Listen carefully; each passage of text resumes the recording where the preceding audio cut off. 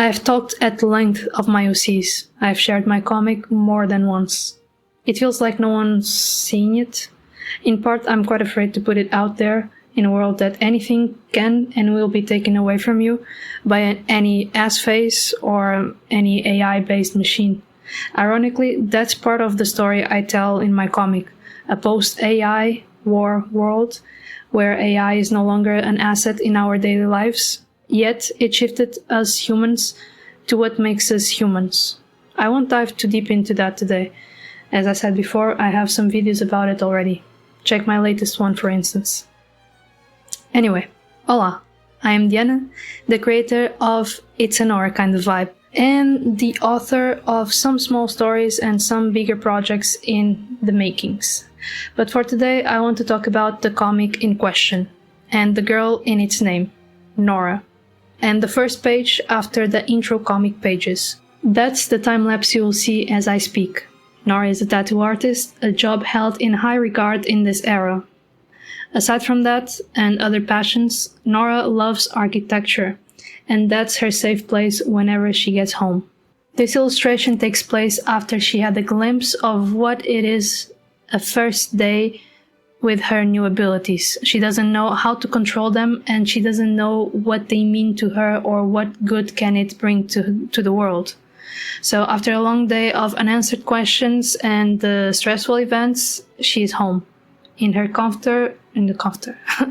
in her comfort room with Barne, the best thing she has in her life, her dog. I decided to make this video a little shorter, since my long-form videos take too much time to make for the tiniest audience that I have. Not that the small amount of you are not important, but the data that shows who watch my videos shows that not even you who follow me actually reach the views. So I don't think my videos are being delivered to my viewers or anyone that can find them relevant. So maybe smaller videos like this could reach more of you. So if you do like what you saw, if you think that this can be interesting to share with someone, interact with this video in any way you can, share with anyone that it's important to you, and maybe my comic and stories can be a place of comfort for you. If you want to give it a try, I have a few pages in my webtoon page and a few small stories in my website. Links are in the description of this video. If you're still here, this is the second part of the video, the art part of it. So let's break it down, shall we? First, I knew exactly what I wanted for this illustration, a top view of Nora with a bunch of her sketches and mock-ups. Barne had to be there too, because of course he had to. It's Barne, come on. The second thing I wanted was a vibe that this looks like a comfortable setting and that she is having her moment to chill. The third, a cinematic feel and a cozy if possible without having too much of warmer tones. And because Nora has been my comfortable character for a long time, she loves architecture, just like me. So I had my fun creating the mock-ups and outlines for possible architecture projects. I love inking and sketching more than rendering, so I took my sweet time to finish that section, which, it's not the most important part of this illustration, but it does bring a lot of liveliness of this illustration. So it had to be there to mean something, to not just be a bunch of white pages.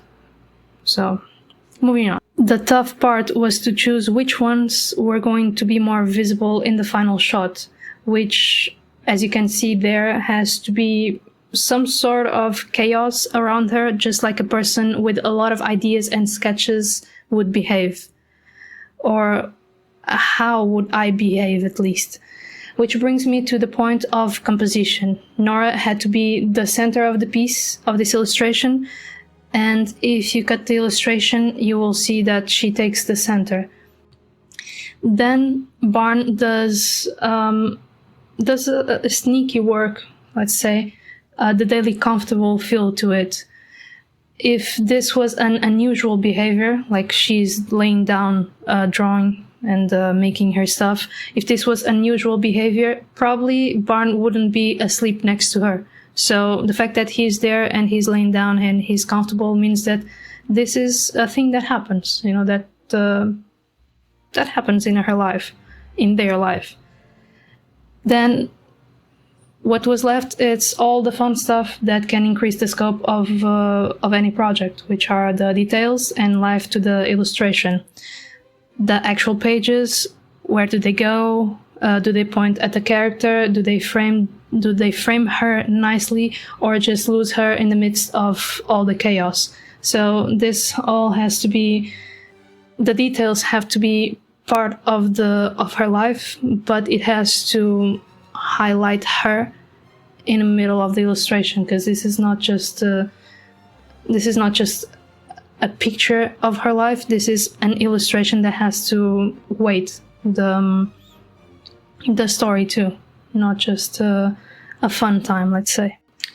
This is where the cinematic comes to play. The illustration itself already works to where to guide your eye to. Barne has his face pointing at her, the white pages are below her, contrasting the dark floor, but a small little detail of light pushed the whole thing to a new level.